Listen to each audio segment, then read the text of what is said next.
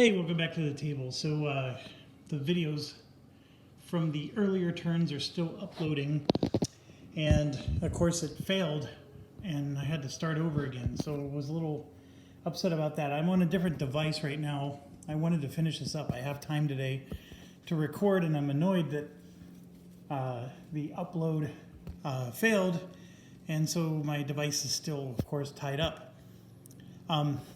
So I was trying to make sure, like, I'm reviewing the rules, you know, making sure I don't screw anything up. I wanted to review something with you guys real quick. So it says, begin losing one disc at a time. Simultaneously remove one disc belonging to each faction that only has one disc. Then simultaneously remove one disc belonging to each faction with exactly two, etc. It seems like it's overly complicated. I mean, basically one disc cancels the other. So you're removing one from each team, basically. I don't understand why they worded it so convoluted. But this also explains why the Hitler's rights rules were awful. But they worded it very convoluted. But the thing is what you do is you do this procedure where you're going from who has one, who has two, who has three, until everybody's lost at least one disc, or there's exactly one or zero discs remaining, or of course only one team remaining. So it really is as simple as I've been making it. I just, for whatever reason, I had this brain fart and thought, oh my gosh, it's way more complicated. But it's not. Okay, so let's go ahead and finish this up. So we're at the retirement step where we can retire something to supply. This is my situation with Rome, and I'm not sure I want to retire anything at the moment. Maybe I do. Like, for example, this little island here isn't doing anything for me, so sure, I'll return that to the supply. And then when we get to the Eastern Empire, they have a whole bunch, and I don't think they need to retire anything to the supply. But there's no harm in taking this one and putting that back in the supply.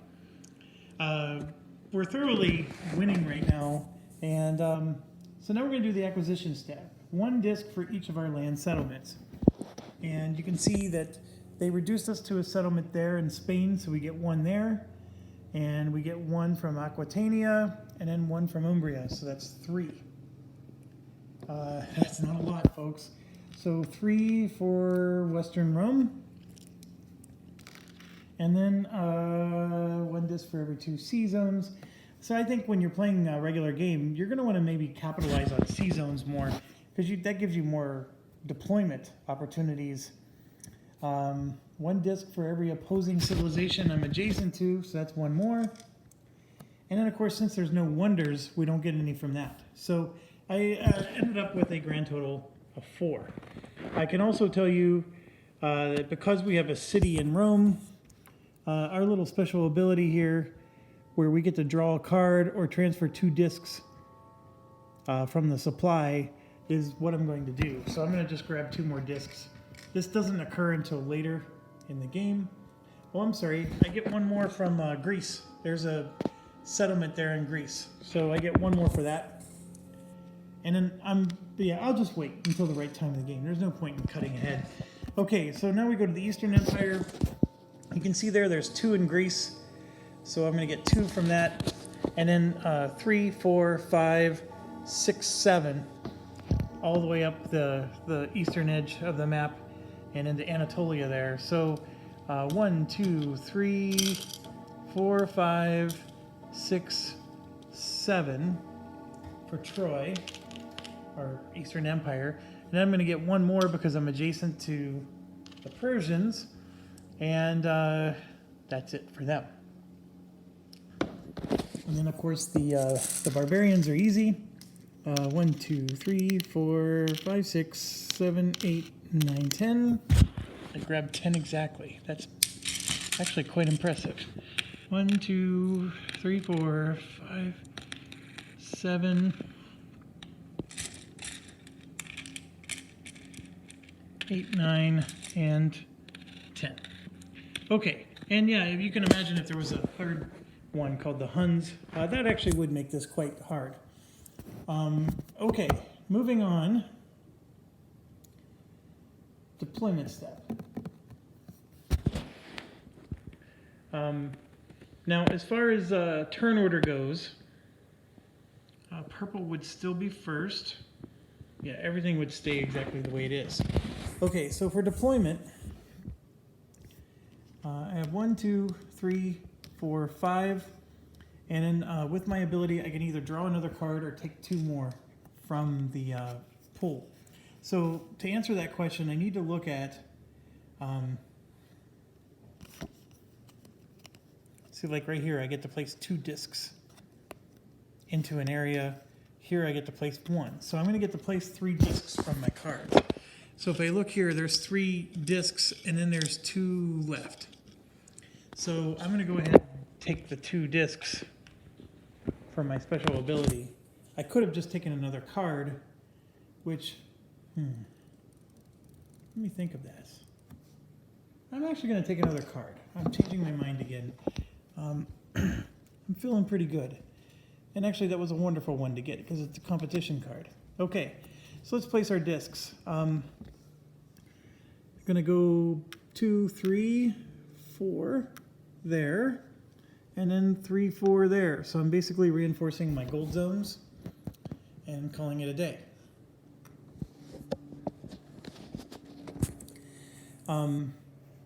Now that I go to Troy here, they have to make the same choice. Are we going to grab 2 more discs, or are we going to grab another card?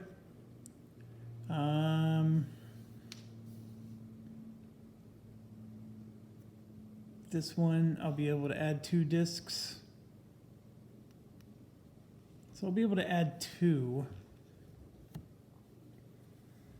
This is a tough choice. They don't have that many left. I'm going to grab a card for Troy as well. And yeah, we got a really nice one there. Okay, so let's go ahead and I keep calling them Troy, but you know me. I screw things up all the time. That's the Eastern Empire. And yeah, this new device has a really nice angle sometimes, but when it's resting without me holding it, it points straight down, which is a really nice zoom in, but that is actually perfect if I could ever keep it like that. I just can't at the moment. Maybe I can. Let me grab something here. Slide it under. Oh, yeah, that's really nice, actually. I hope it looks this good on YouTube. And it usually never does. But, okay, so here's 1, 2, 3, 4. Somebody wrote me on Board Game Geek, by the way, and asked me what kind of camera I use. I just use my iPhone 8. And then right now I'm using an iPad Pro. I don't know which version of Pro, but it's an iPad Pro, and that's it. I don't, these are devices I use for calling people and gaming. So just don't really do anything else. I want to get Mycenae back up to 3. So I need them back up to a city. And then I want to get Troy up to a city as well. And then I'm going to put a 4th one there because I have a feeling I'm going to get attacked. So we're going to get that done. All right, that's all the stuff. So now we're going to do the Goths. And very simple here. 1, 2, 3, 4. Going into Rome. 1, 2, 3, 4. Going into Spain. And I have 2 left over. And they're going to go into Carthage. And that's it. They're out. Here, 1, 2, 3. Going into the Nile. 1, 2, 3. Going into here. And then they still have 4 more left. So they can try to... They're not going to be able to reach Mycenae. At least not easily. They have to finish filling in the pathway because they've lost their trail. So technically speaking, I need to do this, and then I need to do this. so I have a trail from their home over. And that's a good question. Do I have to have a trail to place? So it's into an area you control or a contested area you occupy. Into an area adjacent to an area you control. An area adjacent to a contested area you occupy, but only for civilization has as many. Okay, I don't have to do this, folks. I don't have to place these to make a path. Because I already had a occupation there, I'm able to do it. And now that I have as many as he does, I can place next to there. So what I'm going to do then for the AI is I'm going to place one here, one here, and then three in fact, in Mycenae. So we're going to go after all the gold spots, right? That's how they score their points. There's no point in doing anything else. Okay, so that's done, and now we go to the card phase. So we are first, so let's look at our cards. Well, first of all, let's look at their negate cards. They have one here. This is the benefit of a wonder. Negate the benefit of a wonder. So this is going to be a cancel card for them, because it doesn't do squat. So here we go. We have an improved plow, gives us a talent, and then we get to place discs. We have a golden age, which gives us a talent, and then we get to place 2 discs. So those are both good. And then I just want to review these real quick. During the first 2 rounds of competition, I do not remove any discs. I like that. After the competition cards are revealed for a competition you are not involved in, gain 1 talent. Then select a civilization that is participating in that competition. That civilization may add 1 white disc to and remove 1 not white disc from. So it's sort of like an ally thing, which works perfect in this scenario. This is perfect for this scenario. So I may have to play, like normally I always, just start over here, resolve everything, then go over there, resolve everything. I now have to do things in the exact turn order, because I want to be able to play this card that gives me a talent before I finish all my battles. The issue is this is the final turn of the game. So if I get a talent after I've already resolved all my battles, I need 3 talents to score points, so it's not necessarily helping me at the end of the game. All right, so which card am I going to play is probably what everybody's wondering, and I'm going to do this one first, Improve Plow. We're going to gain a talent and then put a disc in 3 different land areas I occupy. So I'm going to gain a talent and then grab 3 discs, and I get to put it, and remember I'm still stuck with limits. I can't go above my limits. So I'm going to place 1 in Rome here to get to 4, which I can't believe I allowed myself not to be at 4. And then what am I going to do with my 2 extra? You know what? If I take out their city, I get to sack their city for a point. So why not? Let's do that. Okay, so done. All right, now we go to the Eastern Empire. Okay, they have add a white disc to this competition and 1 to each of 3 other contested areas you occupy. That's actually really good. Play of the competition's the land area, add 1 white disc there and white disc to 4 other. Holy buckets. Those are both good. Local trade, gain a talent, then select 2 adjacent areas, add a disc of your choice. Select the land area and 2 civilizations occupying that area. Remove up to 2 discs there belonging to one of the civilizations and replace them with an equal number of discs belonging to the other. That's... I think you're still stuck to stacking limits there, but that's still quite good. And you know what? I just realized that 1, 2, 3, 4, 5. Yeah, never mind. I think we're good. Okay, so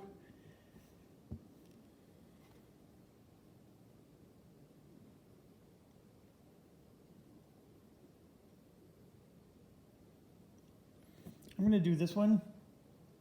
I'm going to gain a talent. And then I'm going to add 2 discs, it looks like. And they're adjacent areas. So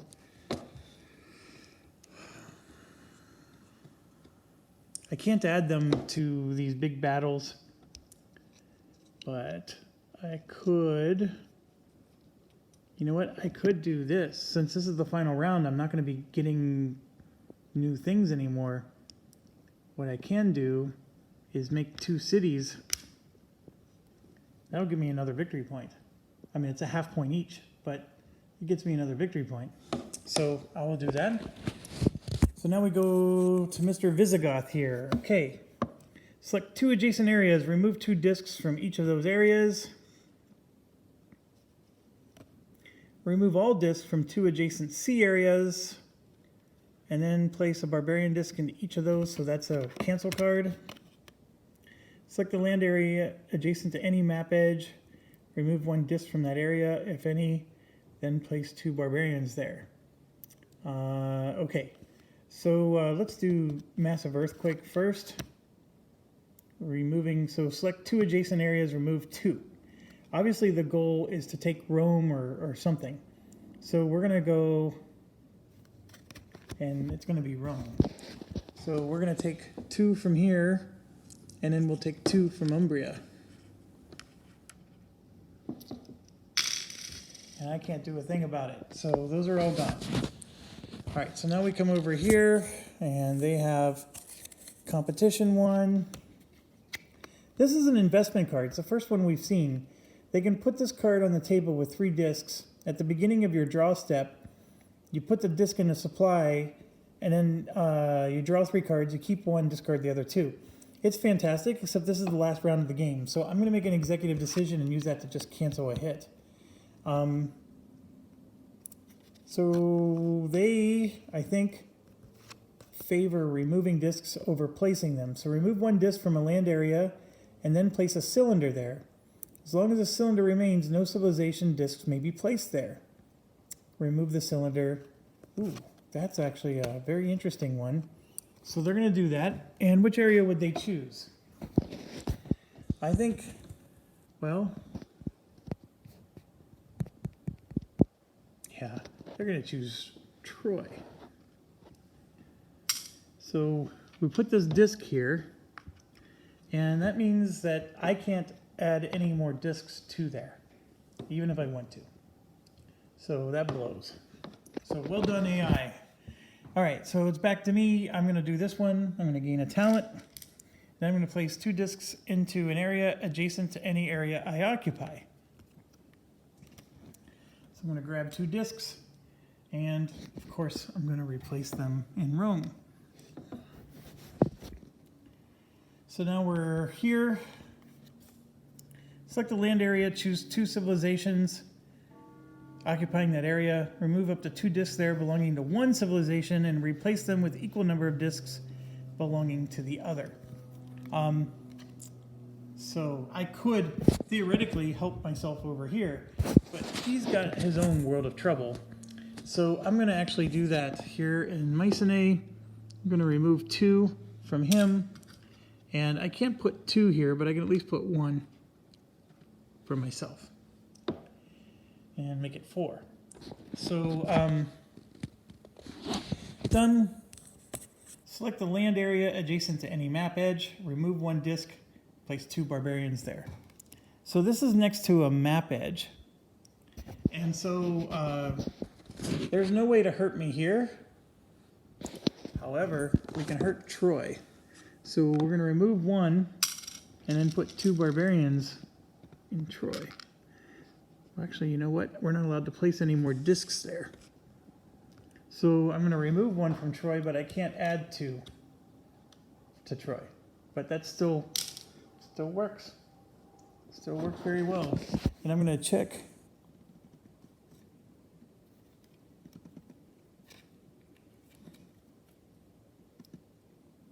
No civilization discs may be placed there. Barbarians are not a civilization, so 2 barbarians. So Troy is in a world of hurt. Okay, Gaul's done. Now we come over to here. We're going to place 1 disc in each of 3 contiguous land areas that you occupy. So 1, 2, 3. So they could. This is what's interesting. There's really nowhere they need to put it. Obviously, they're going to put 1 here because they want to help Mycenae, but then, you know, what contiguous areas should they put it in? I mean, they could, you know, do this, but it's not like it doesn't do anything for them, but they at least can do that. So we'll leave that be, and then we're going back. Everybody's passing. There's no cards left. Okay, so now we go to the competition phase. So Gaul, I like starting with the barbarians first. They get 1, and then they get 1 white disc and 1 green disc, and they can go anywhere. So obviously they're allowed to break limits now, so green's going to go there, and they're going to place a white here. So they're going for broke. Okay, so now we move over to Mycenae, and they get to put a white disc in 2 contested areas occupied by their own. So they're going to put 1 here for certain, and then 1 over here in Mycenae. They can't do Troy, because that thing actually projects, or doesn't allow them to place anything either. So now we get to Rome, and so just a refresher, we can place 1 in Rome or somewhere next to Rome. That's the first thing we could do, and then we get to place 2 more. Okay, so I'm grabbing 3 white discs, and for sure 1's going into Rome, and then the 2 more is just going to be my other 2 cities. And then the same deal for Troy, except I can't put it in Troy. That's what makes it so depressing. I can put 1 adjacent to Troy, so it sucks. And putting 1 adjacent to Troy doesn't do anything, so I'm not going to bother with that. But I can at least put 1 here and 1 there. And Troy's in trouble. Okay, so now we move to the actual competition. So we got to go in order here. And so the solitaire sheet does say what the orders are. All NPC home areas are first. Then all areas with NPC gold. Then my home area. And then all areas with your gold. Okay? So my home area, of course, is Rome. But theirs is Troy. And so when Troy finally gets defended, I'll be able to play my card. And just a refresher, in case you forgot already, it's this weird one here where I have to play after competition cards are revealed for something that I'm not involved in. So when we do resolve the Troy one, I'll be able to do this. The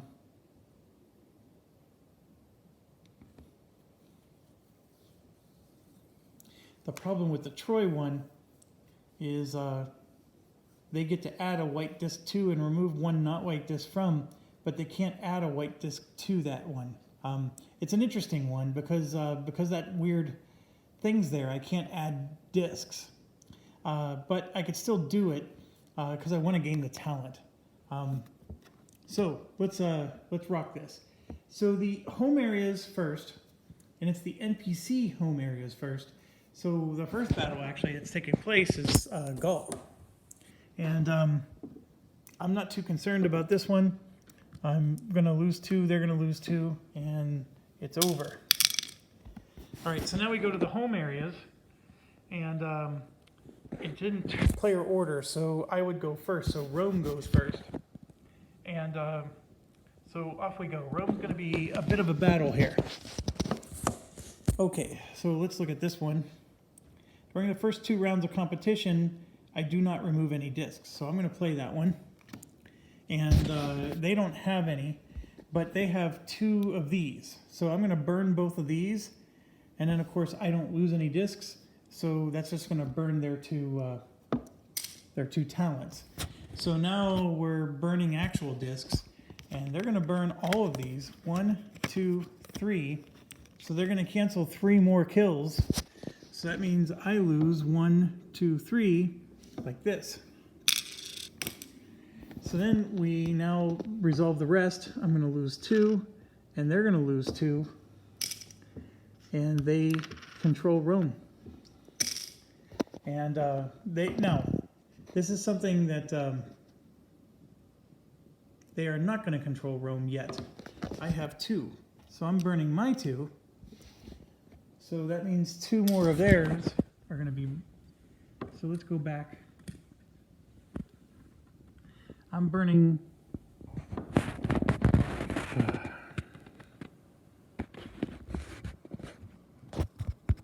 I burned their talents. They had 3, right? So I burned their talents with my card. They had 3 cards here. They had 5 total.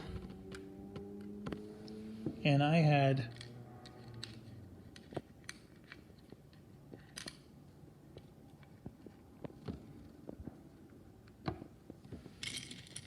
this. Okay, so I played my 2 talents, which canceled their 2 cards. Now they play a card, and I lost my white token. Now I'm going to lose 1, 2, 3, and they're going to lose 1, 2, 3, like that. So now they're going to win, like that. So they do remain, and that means that they're going to get, they get a victory point for sacking a city and a talent, which is not going to help them because it's going to go here, but that if they get 3 of them, they could score a victory point. And then they get 1, 2, 3, 4 for the gold that they're going to loot, and they get another talent. Like that. And they only burn 1 of the gold, by the way. The other gold stays, so that way if they were to win like next round, or 2 rounds in a row, they would score 4 more points again. They don't get like 8 points. So they sack the city once, they would have to sack the city again next turn to get the other one. And because it took them so long, they're just never going to get the other one because the game's going to end. Okay? So if they would have done that maybe 1 turn ago, this would have been a different outcome for them. All right, so that's how that's ending. Now we move to Troy, which is the other bad news. And this is definitely bad news, folks. So with Troy, we can add a white disc and add a white disc to each of 4 other contested land areas. So I'm going to play this card. I'm actually going to play both of these cards because I don't have that many contested land areas that I occupy, okay? So I'm going to play both of these cards. I'm not allowed to add any cards to Troy. This thing is killing me. But I do get to add 2 discs to here and 2 discs to here to really try to secure my other cities. Also, I'm playing after competition cards are revealed, so I gain a talent over here in the Western Empire, and they get to add a white disc, which they don't get to do, of course, but I'm going to have them remove a non-white disc. Sorry, the card's in the camera here, in the way. So I'm going to have them remove a blue. So that way it makes the game a little bit more reasonable. Now they have one too. It says, remove 1 disc belonging to each opposing faction. And remember, they're using the word faction instead of civilization. So that means the barbarians are going to lose 1 too. And so do we. So theirs hurts, but that's what they were saving it for, right? And sorry, it's my dog being a jerk. Okay.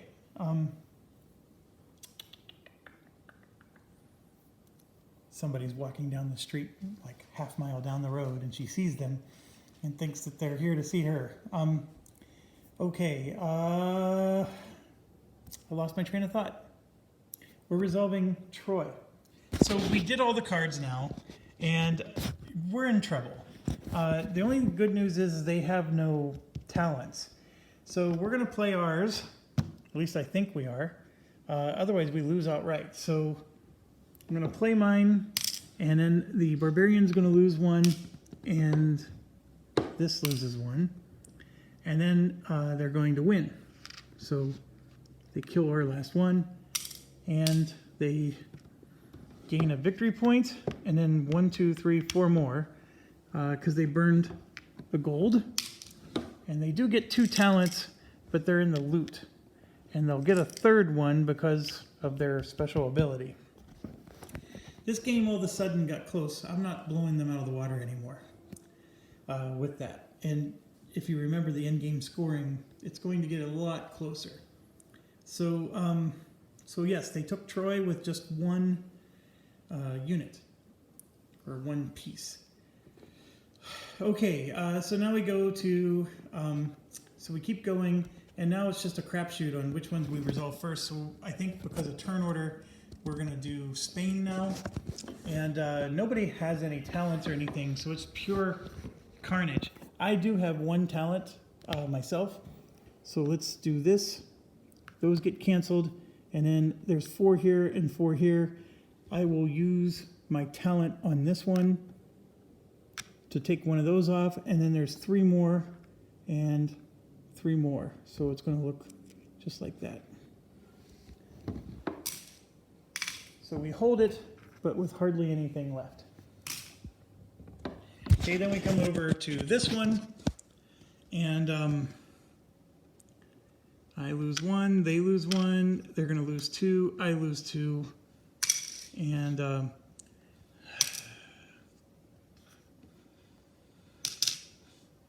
I survived that. Now you could argue that maybe I should have saved my talent and used it here, because I would have still had a city here, which would have given me a victory point because of the gold. That's a fair argument. If I would have done that, then one of their cubes would have, or discs would have remained over there. Does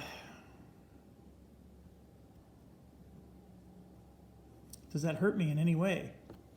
Yeah, so if I would have thought this through some more, this disc would remain. It would not get eliminated.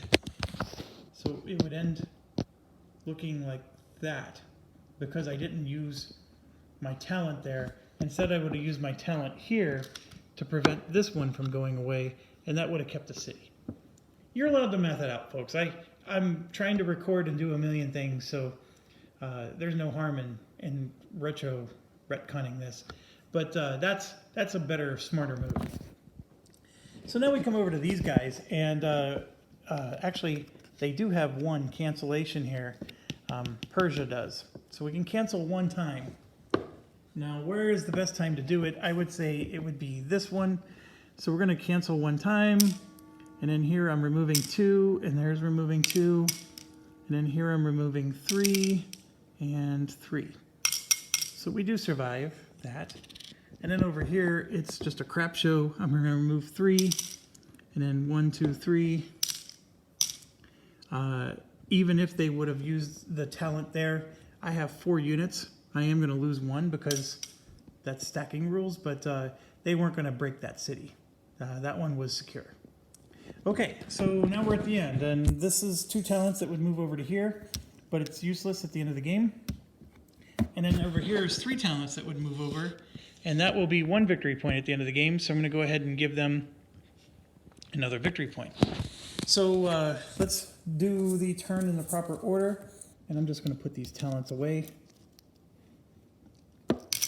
Okay, so turn order doesn't matter. Most things don't matter, but we do a victory tally. That much we also do. So 1 victory point for every city, and then 1 for every wonder, so that's not going to be a big deal.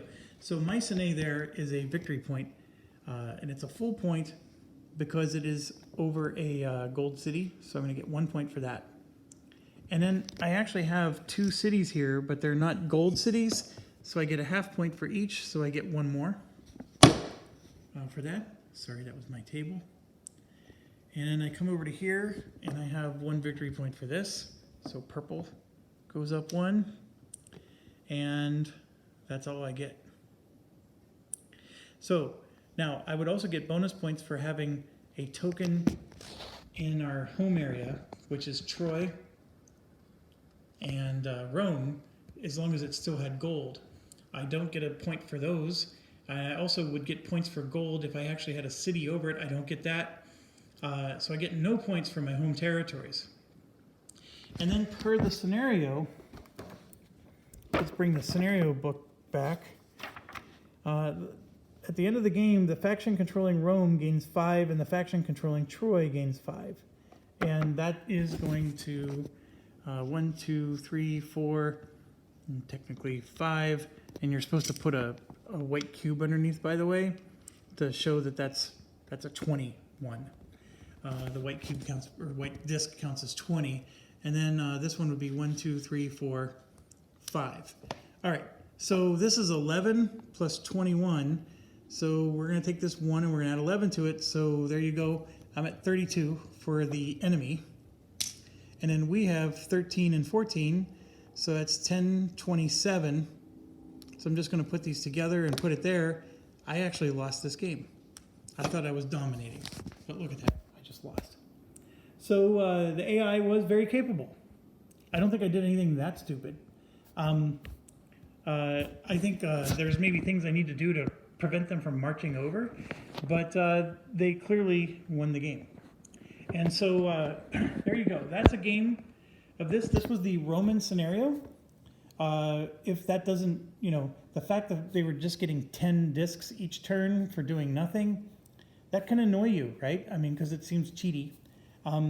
What you can do is you can, like I said, play the sandbox mode. Let's say you want to be Carthage. You get to start here, and there's rules where you get like 10 discs to place around you. And remember, the C zones count. And so you place your discs however you like.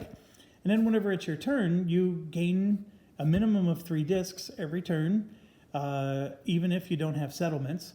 And then, of course, you score for your cities at the end of every round. And when it's your turn, you expand and grow. And if there's Rome in the game, all these islands, it's going to look like this, right? It's going to be very empty. So you can expand and grow and start taking these islands as Carthage, and you can even make cities on each of those islands. And Rome's probably not going to care because they're expanding and growing, and they're dealing with Gaul up there or wherever they end up going. So there's it's a very different game. So let's bring this to an end. Am I keeping this game? Yes, I'm keeping this game. Is this game like wonderful? No, it's not. But is it good? Yes, it is. Does this redeem Hitler's Reich because I didn't like Hitler's Reich? Absolutely. Now, I know I didn't explain my Hitler's Reich video very well. The thing I didn't like about it was the rules stunk. It was very ambiguous, and you were like, what do I do in this situation? And there's nothing in the rules to explain what you do. It's very clear that the designer of Hitler's Reich in this game, he likes cards. That's the first thing. There's a lot of card play in both of those games.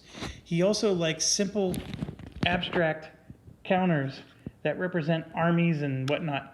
Because in that game, it's the same way. You just have cubes and discs that you're pushing around. There's no such thing as tanks and infantry or anything like that. So it's very abstract. And the meat of the game is in the card play, which is exactly what the case is here as well. The cards made a world of difference. And you could argue with the talents. Remember, you can spend talents to get extra cards. So that's something we could have done. I just didn't because I needed to hold my cities so badly. It was just really about survival. But in a different game, I may not use my talents like that, and I would actually prefer to spend them to get extra cards. Those cards were powerful. I hope you can at least recognize that. Were the cards diverse and interesting? I thought they were. I didn't think that, you know, every card was exactly like the other. I actually thought they were very interesting. I thought they made this, without the cards, this game would be boring. You know, are you going to be turned off by putting discs on and taking them off? That's up to you. Because this game is, like I said, there's not a lot. I mean, it's discs. It's an abstract thing. You're either going to love that. Well, let's put it this way. You're either going to hate it or it's not going to bother you. I don't think there's such a thing as loving the fact that it's just discs that you're putting on. I mean, it really is simple and bland if you think about it. But I think a lot of players, and me in this case, it doesn't bother me. This game isn't about the discs and the armies as much as it's about the card play. This is a board game with very heavy card play. If you understand that concept, you'll understand this game. Is it Euro-y? Yeah, it has Euro-y things in it. The card play makes it, it's got a wargamey feel with the cards. I think the thing that makes this game shine, it's not just a card. I love those cards, by the way. They feel so good. This game has so much here. This playbook is filled with scenarios, and I mean, you can spend hours. This game was quick. I did this in one afternoon. I did a whole playthrough in one afternoon. I mean, Enemy Action Ardennes would take me 2 weeks to finish, and you know, even Comancheria, I only did 2 history eras in Comancheria, and that took me a whole week to do. This I did in one afternoon. So this game is very fast, but with these scenarios, I think the designers, if they wouldn't have done so much and invested so much in these scenarios, this game would be very bland. They have the basic, you know, sandbox mode, which is perfect because that's going to satisfy a certain type of people. They have these scenarios, which is perfect because that's going to satisfy maybe a different type of people, or at least make some people feel better because they have a little bit of both now. They have options. But I want to remind you again that at the end, they actually have, you can design your own civilization and you can design your own scenario. And that is the part that's brilliant in my mind. And every multiplayer scenario in here, because that's another thing too. Like if you take Mage Knight has scenarios, but at its core, they're all multiplayer scenarios. And then if you try to play them co-op, there's really only one co-op scenario in the entire game. I know people argue with me over that, but trust me, if you sit down and you look at it, there is only one co-op scenario in the entire game. It makes it look like that there's 5 or 6, but it's really based on player count and how many people are in that co-op game. So if you're playing solitaire, there's one and only one scenario for you. If you're playing 2 players, there's only one scenario in there for you. This game has tons of them. And then even the multiplayer ones, they have, here's how you can tweak it. And that part is what makes it cool. And then I think a lot of this is like, for example, here you have, so God King of Egypt. You play as Egypt, okay? But then there's an ally that's on your side. So that's super cool, right? And so they give you tribute. And then, of course, you're getting invaded by the Sea Peoples, the Hittites. And then there's barbarian tribes. And then, of course, the rules change. And they're actually changing the rules for this scenario as well. This scenario, by the way, is only using the eastern side of the map. So you can see they have the swimming pool thing right here. This is the swimming pool thing. This is the shallow end, and this is the deep end over here. But yeah, so this is an extremely tight map. You're starting, of course, in Egypt, and there's not a lot of places to grow and expand. And you can see somewhere, one of these is the allies. What color would that be? The blue discs. Those are the allies. And then these are barbarians, I believe, here and here. So you have barbarians on both sides of you. And then you have the Sea Peoples and the Hittites coming in from the different areas. So Hittite Sea People. So I think it's really cool. I mean, this is arguably a different type of scenario than the one we did. So you're going to get a different feel for the game. So it's not going to necessarily be bland. Keep going, and then they have, this is the other thing too, is that they have options, right? At the end of most, and here's the other thing.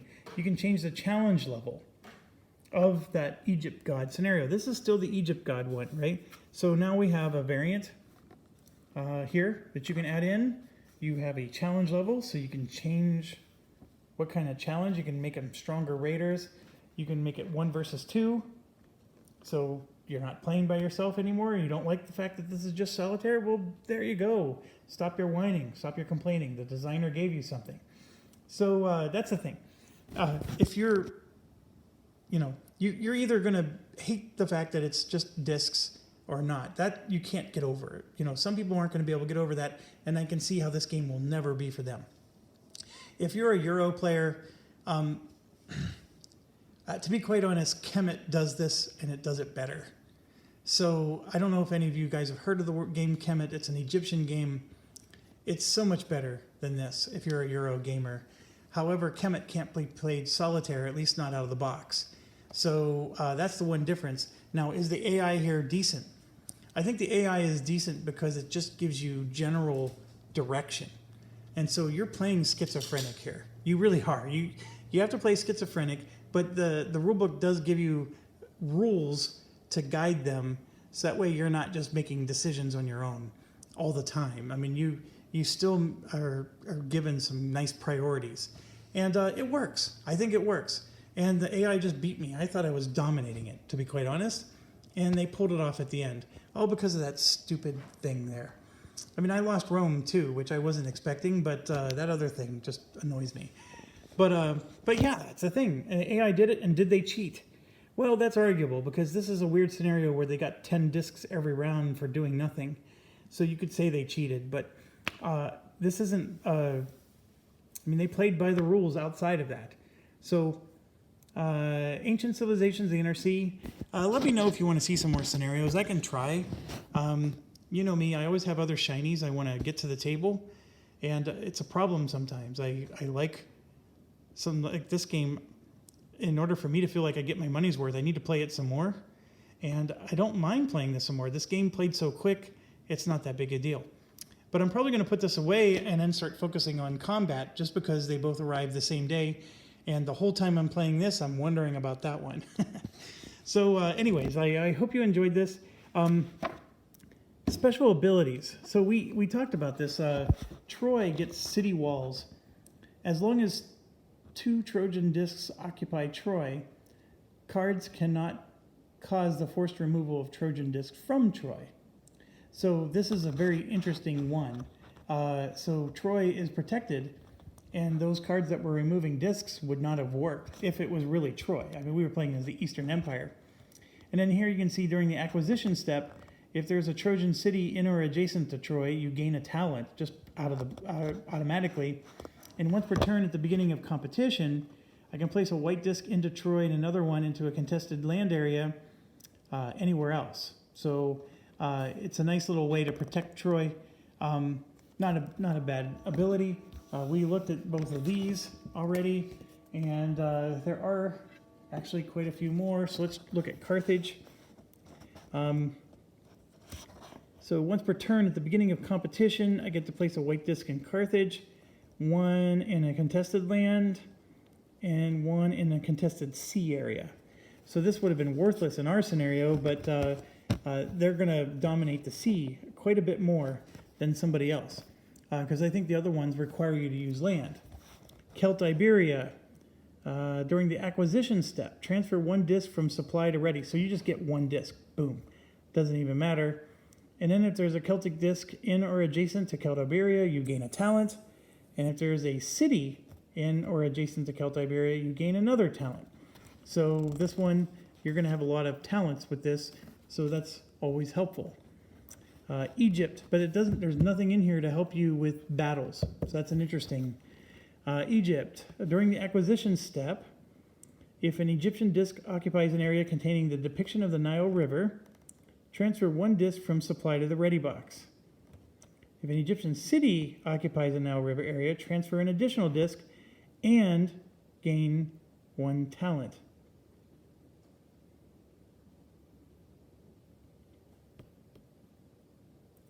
Ooh, that could actually be pretty powerful. So there's 3 areas you can see here: the Nile Delta, Egypt, and Kush. So what it's saying is if you have 1 disc in all 3, you're going to get to add 1, 2, 3 more discs from the supply to the ready box, 1 for each one. And then if you have a city in the Nile River area, you get to transfer an additional disc and gain 1 talent. So you could gain 3 talents and 3 more discs. That seems like so powerful. But you know what? Egypt was powerful. So you're getting 6 discs and 3 talents if you can control these 3 regions. Now, obviously, everybody and their neighbor is going to try to ruin your day, but Egypt can be... that's the way I understand this. I mean, it's saying if a disc occupies an area, so that means a single area containing the depiction of the Nile River,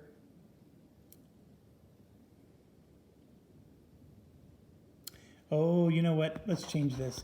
I think we have to take this for exactly its English. So what it's saying is if you have a disc in any of those 3 areas, you get 1 from the supply.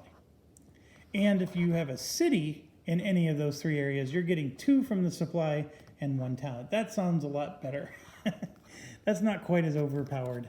Okay, sorry about that. All right, Mauritania. During the acquisition step, transfer 1 disc from the supply to ready. If there's a Mauritanian city in or adjacent to there, you gain a talent. Light horse. Once per turn at the beginning of competition, place a white disc in any contested area, land area. Minos or Minos. Minoan discs can occupy deep sea area during any epoch, which is cool. I don't know what occupying the deep sea does for you, but I guess it's cool. At the beginning of the first competition each turn, place a white disc into every sea area adjacent to Minos that is occupied by a Minoan disc. Then you may place a white disc into up to 2 additional sea areas. So basically, you're dominating the sea. I guess it makes sense because look, I mean, you're starting right there on that tiny island. So basically, you're going to kick everybody out of the sea. If Minos is an NPC, it will prioritize placing the 2 additional white discs into contested areas, sea areas occupied by an enemy civilization first. Barbarian second. At the end of each victory tally step, you gain 1 VP for every 3 shallow sea areas controlled by Minos. All right, that's a very different style of game there. And then Phoenicia, which is, just north of Israel there. They can occupy deep sea areas during any epoch. Place 1 disc in or adjacent to sea area. Multiplayer. At the end of the draw step, you may discard a card. If you do, draw 2 cards. Keep 1, discard the other. So you're discarding a card basically to just get a card. That's really what that is. And if you're solo, you gain 2 talents at the end of each draw step. That's quite interesting. I actually like that. Then at the end of each victory tally step, gain 1 victory point for every 4 shallow sea areas. I think, of course, they and Minos is going to be fighting with each other a lot. And that's it. So I was getting ready to say that it seemed like a lot of these special powers were very similar to each other. But then towards the end there, we started to get some nice different ones. So if you have any other questions or anything, let me know. Very simple, light game. Strategy was decent. You're at the mercy of the cards, folks. Can't argue with that. Lots of luck with this one. It's a very beer and pretzel-ish kind of game. But, sometimes a beer and pretzel after you've played just a very mind-numbing coin game and you're exhausted, this is a nice game to get out so your buddies can relax a little and just throw some discs at each other. So there you have it. Thanks for watching. Stay awesome. And on to the next.